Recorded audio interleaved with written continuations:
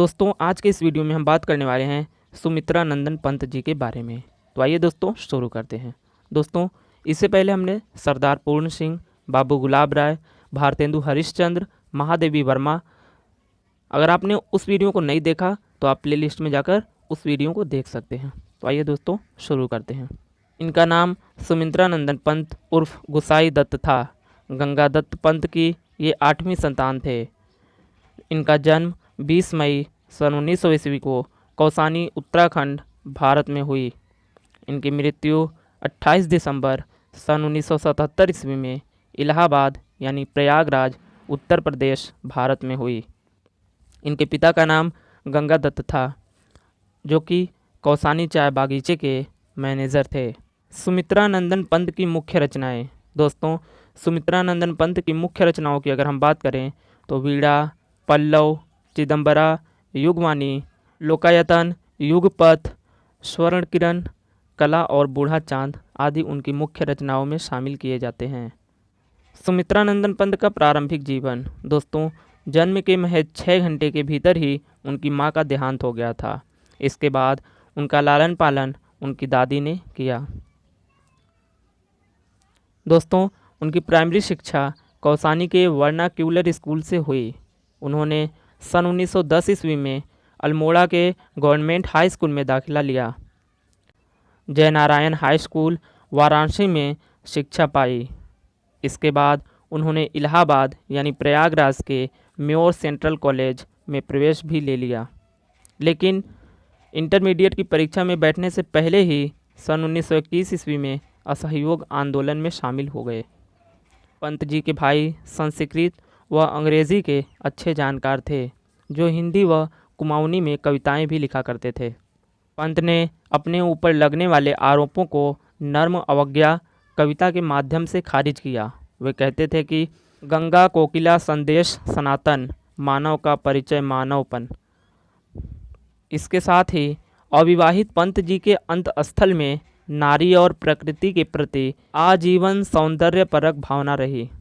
सुमित्रा नंदन पंत की कविताएं। दोस्तों अगर हम सुमित्रा नंदन पंत की कविताओं के बारे में बात करें तो उनकी कविताओं में आज़ाद, द्रुत झरो जगत के जीर्ण पत्र, गंगा, अमर स्पर्श, आओ हम अपना मन टोवें, परिवर्तन, जग जीवन में जो चीर महान, पाषाण खंड, नौका विहार, भारत माता, आत्मा का चीर धर, धरती का आंगन इठलाता, बाल प्रश्न, ताज, बात दिए क्यों प्राण, चीटी, याद, वह बुढ़ा, घंटा, बापू, प्रथम रश्मि, 2 लड़के, पर्वत प्रदेश में पावस, छोड़ो द्रुमों की मृदु छाया, धेनुएं, 15 अगस्त 1947, गीत विहग, अनुभूति, महात्मा जी के प्रति, मोह, सांध्य वंदना, वायु के प्रति, श्री सूर्यकांत त्रिपाठी के प्रति, आज रहने दो, यह गृह काज, चंचल पग दीप शिखा,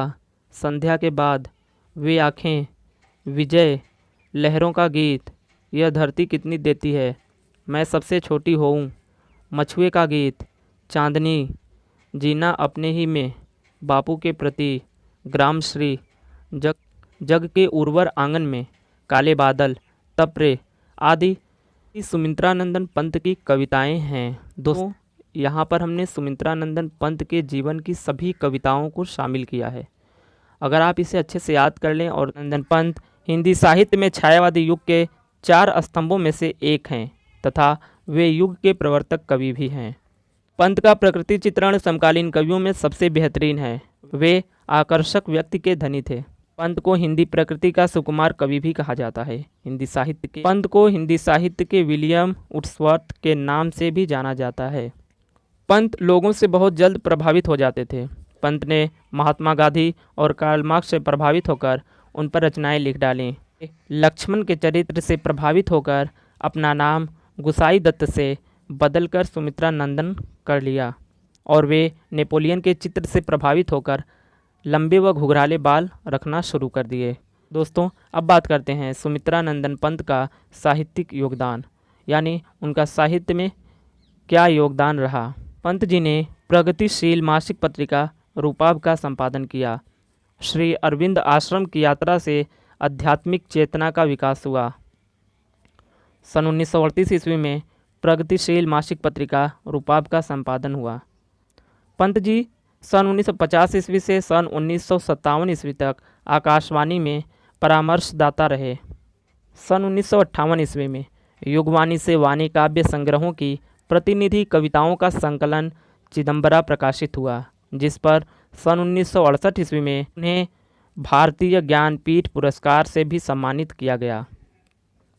सन 1960 ईस्वी में कला और बूढ़ा चाँद काव्य संग्रह के लिए उन्हें साहित्य अकादमी पुरस्कार दिया गया। सन 1961 ईस्वी में पद्म भूषण की उपाधि से भी विभूषित किया गया। सन 1964 ईस्वी में विशाल महाकाव्य लोकायतन का प्रकाशन हुआ।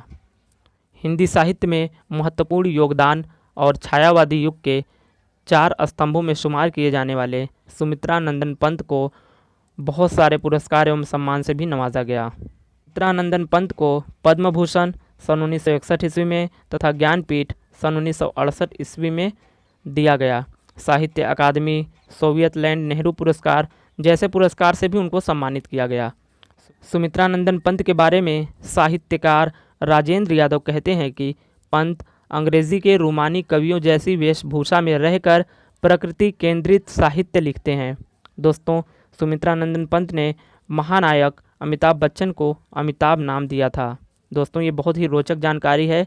अगर आपसे ये पूछा जाए कि अमिताभ बच्चन को अमिताभ नाम किसने दिया था, तो आप बेझिझक ये कह सकते हैं कि सुमित्रा नंदन पंत ने अमिताभ बच्चन को अमिताभ नाम दिया था। सन 2015 ईस्वी में भारत सरकार ने पंत जी की स्मृति में एक डाक टिकट भी जारी किया।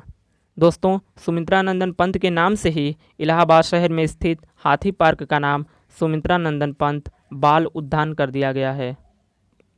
कौसानी में पंत के घर को सुमित्रा नंदन पंत वीथिका के नाम से एक संग्रहालय के रूप में परिवर्तित कर दिया गया है। दोस्तों, हमारी टीम के मेंबर मोहम्मद फैज़ सर ने बहुत ही कड़ी मेहनत के साथ इस वीडियो को क्रिएट किया है। मैं उनका शुक्रगुजार हूँ। आई होप कि ये वीडियो आपको पसंद आया होगा। अगर आपको ये वीडियो पसंद आया तो अपने दोस्तों के साथ साझा करें और लाइक ज़रूर कर दें। अगर आप इस वीडियो की PDF चाहते हैं तो आप हमारा टेलीग्राम ग्रुप ज्वाइन कर सकते हैं। उसका लिंक आपको इसके डिस्क्रिप्शन बॉक्स में मिल जाएगा। Thank you so much.